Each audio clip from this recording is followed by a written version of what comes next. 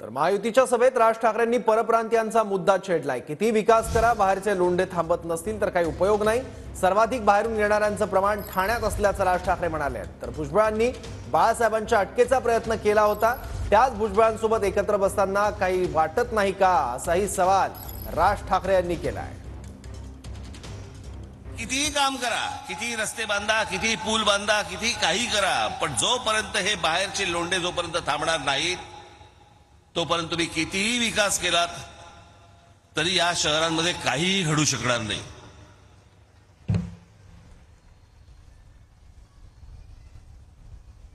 आज खासदार श्रीकांत शिंदे असतील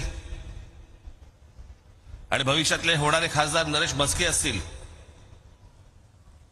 उद्या त्यांनी किती फंड आणले, काही आणलं, मी खास करून ठाणे जिल्ह्याबद्दल बोलतोय। मला वाटत नाही भारतामध्ये, संपूर्ण भारतामध्ये, कदाचित जगात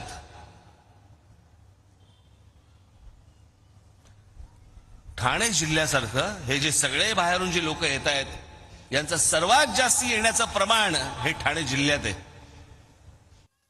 ज्या छगन भुजबळांनी माननीय बाळासाहेबांना अटक करण्याचा प्रयत्न केला होता, त्या छगन भुजबळांबरोबर तुम्ही बाहेर पडल्यावरती, भाजपकडनं फारकत घेतल्यावरती एका मंत्रिमंडळामध्ये तुम्ही मांडीला मांडी लावून बसता, तेव्हा वाटत नाही की माझ्या वडिलांना अटक करायला लावणारा हा माणूस, ह्याच्यावर मी बसणार नाही, वाटलं नाही तेव्हा?